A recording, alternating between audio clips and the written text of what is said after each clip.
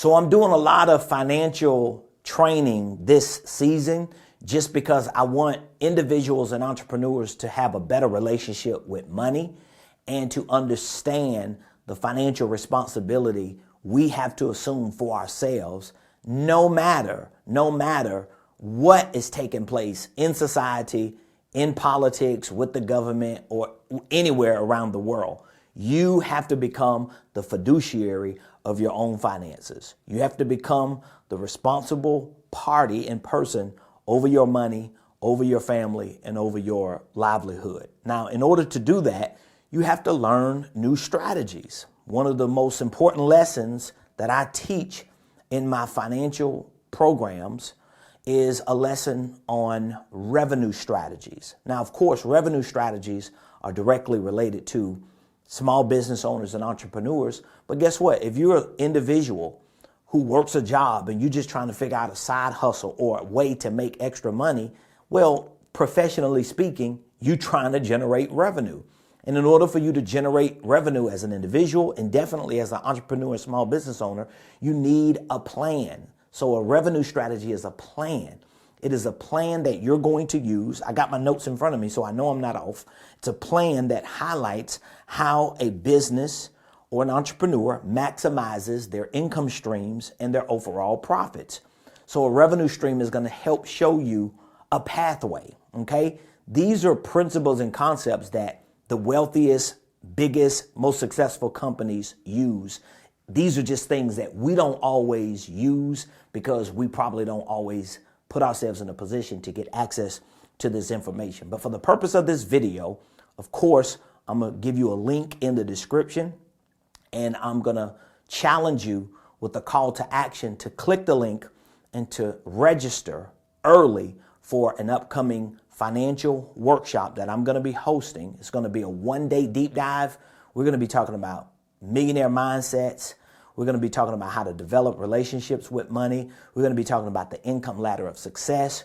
We're going to be showing you not just the financial, but the psychological, the mental barriers that we face every day that prevent us from getting to that next level. We'll be talking about revenue strategies. We'll be talking about creative tax strategies, so many other things. So make sure you click the link. But today, I wanted to just kind of give you a brief peek into one of the topics I'll be discussing in my upcoming workshop. And all this information is inside of my university training program called the Millionaire Blueprint as well. But this particular lesson is on the 5 things to always consider when developing a revenue strategy. So remember, if you're going to develop a revenue strategy, what are you doing? You're putting a plan together that's going to highlight how you maximize your income, how you maximize your profits. Most people don't even know how to make enough income.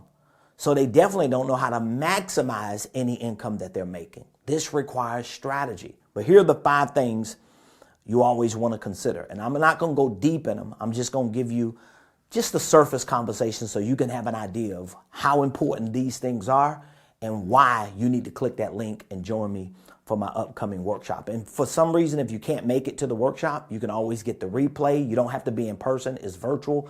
And we have these courses inside of our Millionaire Blueprint on Ramon Preston University. So what are the 5 things to always consider when you are making the decision to develop a revenue strategy?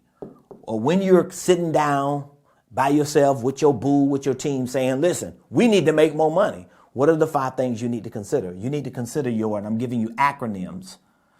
You need to consider your MVP.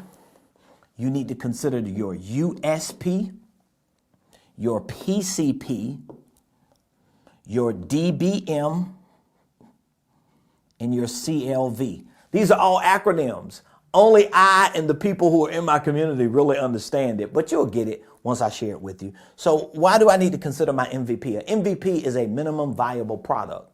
The reason why you got to consider an MVP because you need a minimum viable product.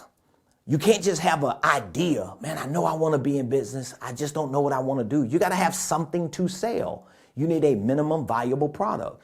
It can be a digital product, a physical product, a digital service, a physical service. It could be both. It doesn't have to be a product or service that you own. It could be a product or service that you use. That's why network marketing and affiliate marketing is a big thing, because You can use products and services that you don't have to own. You just latch on to that company and present those products and services and you make money. Either way, you need some star. Now, if you got your own products and services and you have a lot of SKUs or a lot of different things that you offer, you may need to find that star, or you need to take a combination of 3 or 4 of them, put them together to make that MVP.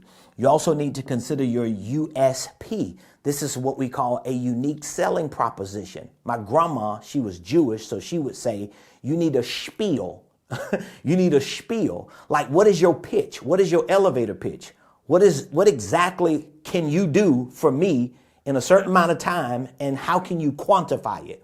So make sure that your USP, your unique selling proposition, is quantifiable. Like, we can help you make 10,000 in 90 days. That's a quantifiable, unique selling proposition. All right. Number 3, you need a PCP. A PCP is an acronym for Perfect Client Profile. So when I'm doing what I'm doing in front of this camera, I already have the perfect client profile in mind. Everybody ain't going to buy my products and services. Everybody ain't going to listen to me. Everybody's not going to understand and agree with what I understand and agree with when it comes to business and finance and investing. But guess what? I still have that PCP in mind. Like, what is their age? What is their salary? How much money are they willing to spend? Where are they located? Like, there is a profile of a perfect client that exists that you have to figure out. Okay, number 4 is a DBM.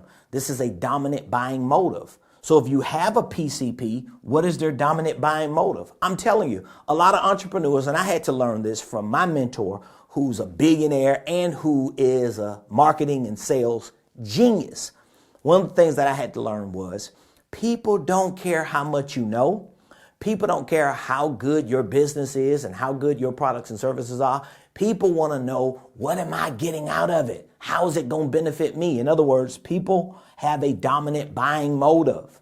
And if you can tap into that buying motive of your perfect client, you have a higher chance of conversion with the products and services that you offer. Okay. And then number 5, CLV is customer lifetime value. So a lot of times, and Starbucks and companies like that, they do well because they already know, okay, you're only buying, let's say, a $5 cup of coffee, a $3 croissant, or like me, a $7 protein box.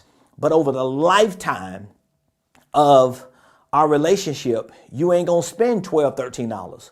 You're going to spend 1.2 million over the lifetime of our relationship. So sometimes, I'm not saying you have to discount your products and services, but you at least have to have enough going on up here that may be free or low cost at the top of your funnel so that you can at least bring people in.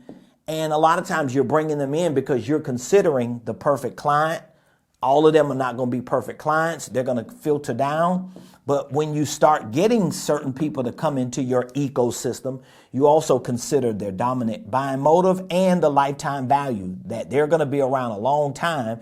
And even though I got 100 people to come in free, 10 of them may buy a $20 product or a $200 product, and 2 of them are going to stick around for the next 10 years and probably spend $20,000 over the lifetime of their relationship with me. So these are just 5 things to always consider when developing a revenue strategy. And as I said, we have an upcoming workshop. It's all about finances in this workshop. I'm going to be laying out all the $1 million principles and concepts that I have implemented and executed in my business.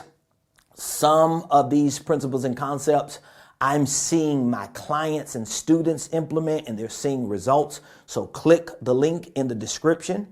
Go to, if you don't get the link or if it's glitching, go to RamonPreston.com/event. RamonPreston.com/event. You'll see our Millionaire Mentorship financial workshop that's coming up. There's an early bird special for virtual access and or for in-person access. Is going to be absolutely amazing. And if for some reason you want something now to hold you until the event, we have online courses with this information that can prepare you for the workshop. I look forward to seeing you. If you have any questions, don't hesitate to reach out to us, And don't forget to subscribe to my YouTube page.